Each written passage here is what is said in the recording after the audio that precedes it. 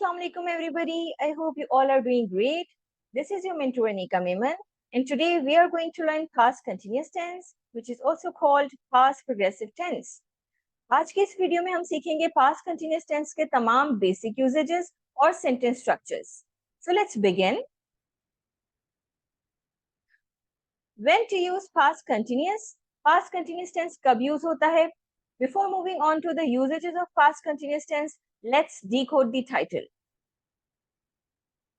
Past का मतलब होता है बिफोर नाउ, यानी कि अभी से पहले, राइट? यानी कि प्रेजेंट से पहले जो भी काम होगा, यानी कि नाउ से पहले जो भी काम होगा वो पास्ट हो जाएगा। चाहे वो 1 मिनट पहले हुआ हो, 1 साल पहले हुआ हो, 10 साल पहले हुआ हो, वो पास्ट ही कंसिडर होगा। ठीक है। कंटिन्यूअस का मतलब होता है इन कंटिन्यूटी और इन प्रोग्रेस, यानी कि कोई काम जारी होना। ठीक है। और इसी वजह से हम इसे पास्ट प्रोग्रेसिव भी कहते हैं। ठीक है। अच्छा जी, अब तो हमें समझ आ गई कि ऐसे एक्शंस की बात होगी पास्ट कंटिन्यूअस में जो कि पास्ट में इन प्रोग्रेस होंगे। ठीक है, यानी कि पास्ट में जारी होंगे। और ऐसे काम जो हैं वो टेम्पररी काम होते हैं। ठीक है, यानी कि कंटिन्यूटी शो करने वाले काम हमेशा टेम्पररी होते हैं। और ये ऐसे एक्शंस होते हैं जो कि पास्ट में एक पर्टिकुलर टाइम पे फिनिश नहीं होते बल्कि कंटिन्यूटी में होते हैं। प्रेजेंट में तो वो फिनिश हो चुके होंगे, लेकिन पास्ट में एक पर्टिकुलर टाइम पे वो कंटिन्यूटी में होंगे। ठीक हो गया? So let's begin.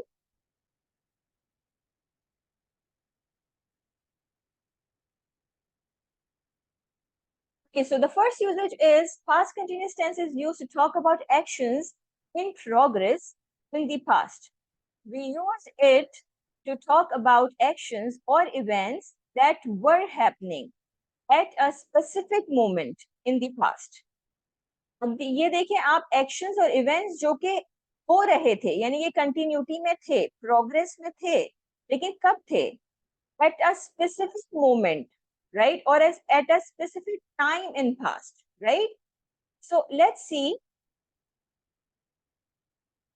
हम यहाँ पर एक लाइन ड्रॉ करते हैं। ठीक है, and in this line this is your present. Okay, this is your present, ये सारा आपका प्रेजेंट है।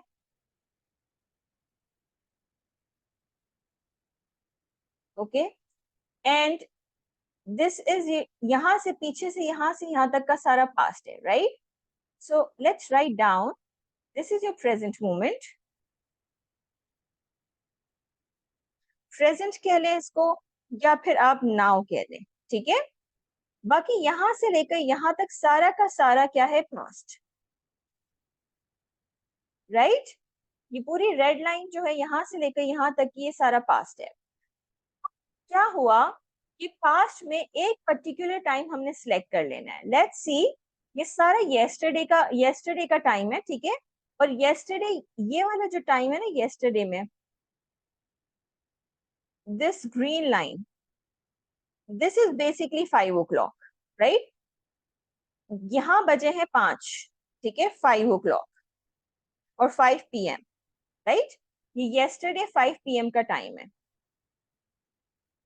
ओके, पास्ट कंटिन्यूअस टेंस ऐसे एक्शंस की बात करता है जो कि पास्ट में एक पर्टिकुलर टाइम के अराउंड कंटिन्यूटी में थे। ठीक है, यानी कि कल 5 बजे के करीब यहाँ पर, यानी कि before 5 and may be after 5, यहाँ पर कंटिन्यूटी में थे, राइट? इस मोमेंट पे, इस स्पेसिफिक टाइम पे कंटिन्यूटी में थे। ठीक है, और हो सकता है कि ये आगे होते होते यहाँ तक पहुंचते पहुंचते, नाव में पहुंचते पहुंचते ये खत्म हो चुके हो। ठीक है, क्योंकि ये पास्ट के एक्शंस है ना, लेकिन ये इस टाइम पे प्रोग्रेस में रहे हैं, यानी कि इस टाइम पे वो काम कंटिन्यूटी में रहा है।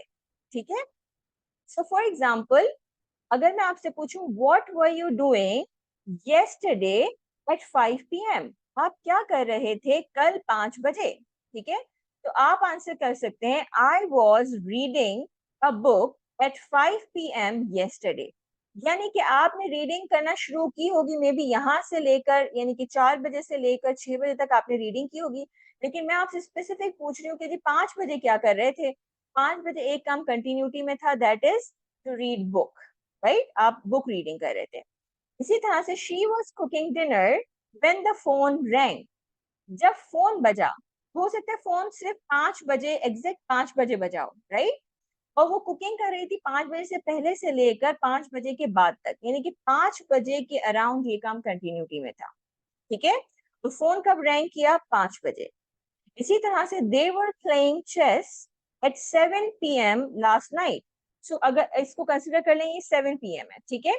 सो 7 PM से पहले से उन्होंने गेम खेलना शुरू किया था, लेकिन और हो सकता है बाद भी खेला हो, लेकिन पूरा 7 बजे एक काम कंटिन्यूटी में था, वो क्या था? Playing chess, right? So I was studying for the exam during the storm, right? Storm हो सकता है कि 5 बजे ही आया हो, लेकिन उस वक्त जितने टाइम तक स्टॉर्म आया, ठीक है, और जितने टाइम तक वो रहा, एक काम कंटिन्यूटी में था, वो क्या था? Studying for the exam, right? So I hope you have understood कि स्पेसिफिक मूवमेंट और स्पेसिफिक टाइम का होना बहुत जरूरी है, राइट? और उसके अराउंड वो काम कंटिन्यूटी में होता है पास्ट में। ठीक हो गया? I hope you have understood this. Let's move to the next usage. So ये यूजेज थोड़ा सा एडवांस यूजेज है। Past continuous tense is also used to talk about actions interrupted by another action. So basically हम क्या करते हैं, sometimes past continuous tense को merge करके यूज करते हैं with past simple tense, right? यानी कि दोनों tenses को हम simultaneously एक ही sentence में यूज करते हैं, right? और उस sentence में दो actions हो रहे होते हैं. So let's see. There would be two actions. Action 1, okay, and action 2.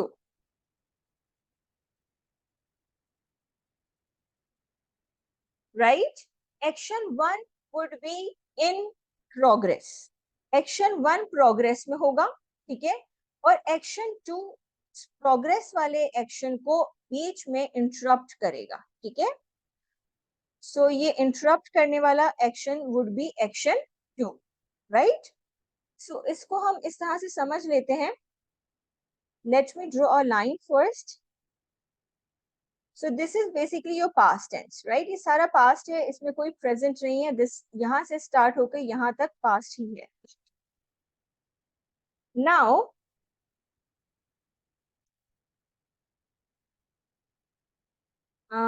okay. So एक action start होता है at 5 o'clock, right?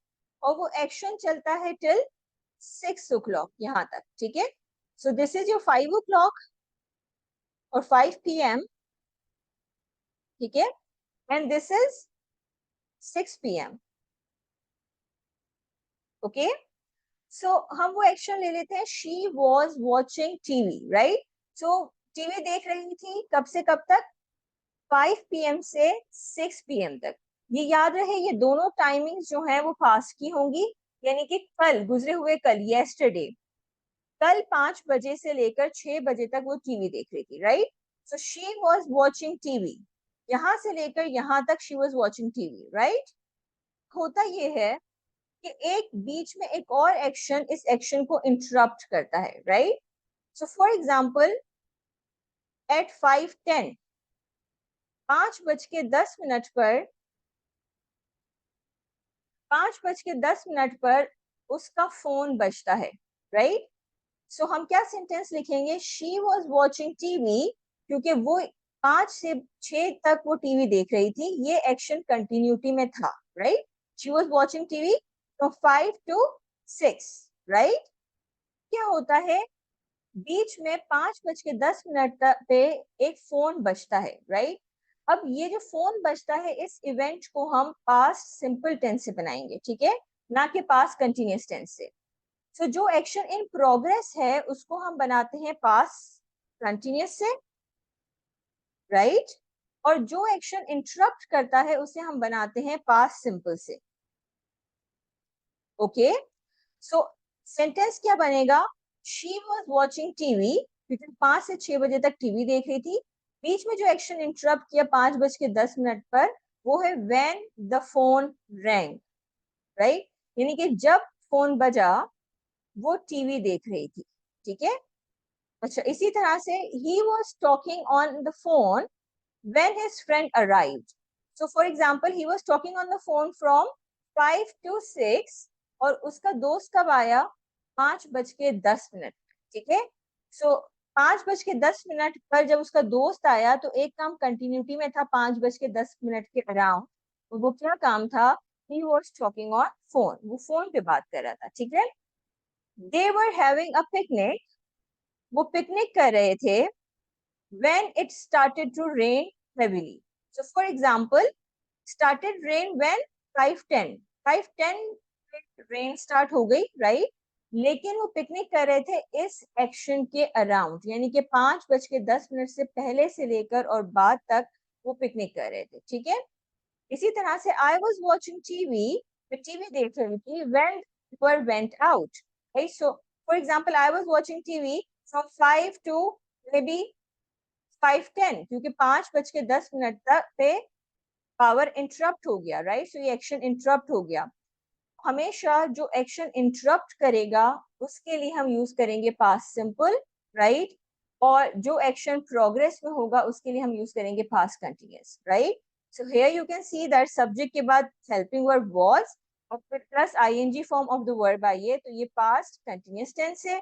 जबकि दूसरे सेंटेंस में जो कि इंटरप्ट किया है उस एक्शन को, उस सेंटेंस में आपके पास सब्जेक्ट है द फोन, राइट, और वर्ब की सेकंड फॉर्म रिंग की सेकंड फॉर्म रैंग आई है, ठीक है। सो सब्जेक्ट प्लस वर्ब की सेकंड फॉर्म हमेशा होती है past simple tense. I hope you have understood this. How to form past continuous, past continuous को कैसे फॉर्म करेंगे, इसका सेंटेंस स्ट्रक्चर क्या होगा। पॉजिटिव फॉर्म का सेंटेंस स्ट्रक्चर होता है सब्जेक्ट, सब्जेक्ट के बाद वॉज और वर्ब का यूज होता है, ये पास्ट कंटिन्यूअस टेंस के हेल्पिंग वर्ब है, प्लस वर्ब की फोर्थ फॉर्म यूज होती है, देन ऑब्जेक्ट यूज होता है, right. So for example if आई से मैं क्रिकेट खेल सॉरी मैं फुटबॉल खेल रही थी, सो मे के लिए यूज होगा आई सब्जेक्ट, राइट। उसके बाद आई के साथ हमेशा यूज होता है was, right. So helping verb आपके पास आ गया वॉज। खेलने के लिए वर्ब यूज होगा प्लेइंग, राइट। सो मैं यूज करूंगी आईएनजी फॉर्म वाला वर्ब प्लेइंग। और क्या खेल रही थी, फुटबॉल खेल रही थी, तो football is your object, right. So I was playing football. इसी तरह से they were eating dinner, they is your subject, were helping verb, eating is your verb's fourth form and dinner is object, right. Okay, so यहाँ पर हम समझ लेते हैं कि वॉज कब यूज होगा एंड वर्ब कब यूज होगा। वॉज यूज होता है हमेशा he, she, it and singular noun के साथ, यानी कि किसी एक इंसान या एक चीज का नाम, ठीक है। एंड आई के साथ भी वॉज यूज होता है, राइट। एंड वर यूज होता है they, we, you and plural noun के साथ, यानी कि दो दो या दो से ज्यादा लोगों के या चीजों के नाम, राइट। Now let's move to the next form, that is negative. Negative form में सिंपली क्या होता है, सब्जेक्ट के बाद वॉज वर्ड और वॉज वर्ड के फौरन बाद नॉट आ जाता है, बाकी सेंटेंस स्ट्रक्चर वही रहेगा। सो फॉर एग्जांपल हम कह रहे हैं कि वो टीवी नहीं देख रहा था, सो वो के लिए if he is a boy, right, so हम ही यूज करेंगे, ठीक है, सब्जेक्ट ही। वॉज आता है ही के साथ हमेशा, हमने अभी पढ़ा है, ठीक है, ही के साथ वॉज आएगा। वॉज के बाद नॉट लग गया है, राइट, और वर्ब की फोर्थ फॉर्म वॉचिंग, टीवी देखने के लिए, और TV is your object, right. So he was not watching TV. अच्छा, वॉज नॉट की जो कॉन्ट्रेक्शन फॉर्म होती है वो होती है wasn't. So let me right here contraction forms. Was not की कॉन्ट्रेक्शन फॉर्म होती है wasn't, was WAS and cost of T, right. इसी तरह से वर नॉट की कॉन्ट्रेक्शन फॉर्म होती है वरेंट, सो आप लिखेंगे WEREN',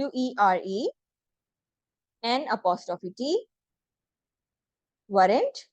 इसी तरह से if you write he was, okay, so he was की कॉन्ट्रेक्शन फॉर्म होती है he cost of S, right. He is की भी यही कॉन्ट्रेक्शन फॉर्म होती है, ही हैज की भी यही कॉन्ट्रेक्शन फॉर्म होती है, और ही वॉज की भी यही कॉन्ट्रेक्शन फॉर्म होती है।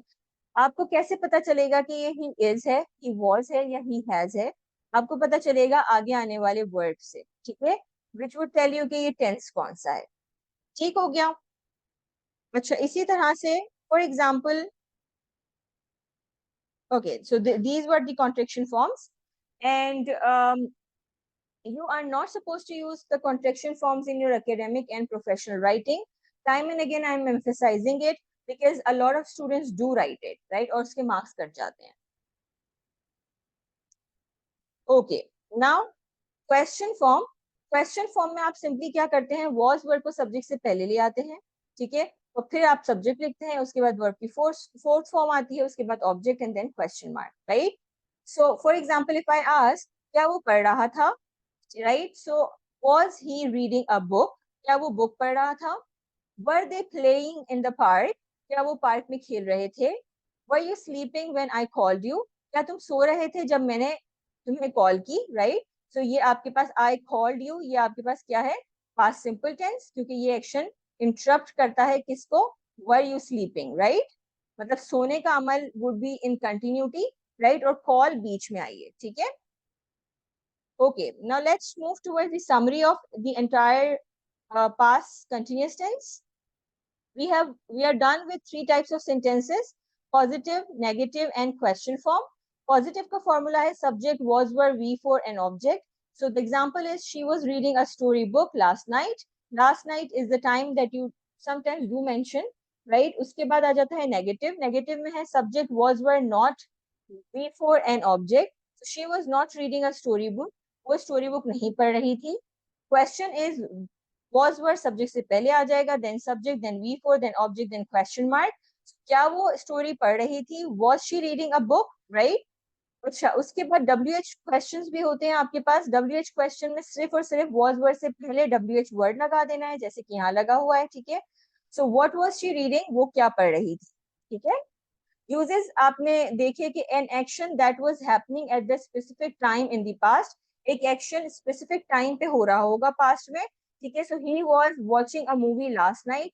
लास्ट नाइट वो स्पेसिफिक टाइम है जो कि हमने यहाँ पर मेंशन किया है, और उस लास्ट नाइट में ये काम कंटिन्यूटी में था. क्या, कौन सा काम, वॉचिंग अ मूवी, राइट. इसी तरह से an action interrupted by another action, ये तब यूज होगा जब आपके पास पास्ट कंटिन्यूअस टेंस यूज होगा पास्ट सिंपल टेंस के साथ मर्ज होके. So she was cooking food when the baby cried, वो खाना बना रही थी, ये काम कंटिन्यूटी में चल रहा था, ठीक है. व्हेन द बेबी क्राइड, जब बेबी रोया, राइट. सो बेबी रोया एक बीच में एक इंटरप्टेड एक्शन है, जबकि वो खाना बना रही थी एक मुसलसल एक्शन है. आई hope you have understood this. Now what were you doing this time yesterday, आप क्या कर रहे थे इस वक्त कल, गुजरे हुए कल, right. So you need to tell me the answer in the comment section. Thank you very much guys. If you haven't subscribed to my channel, do subscribe it and press the bell icon so that you can get the notification of my upcoming videos. Allah Hafiz, take care.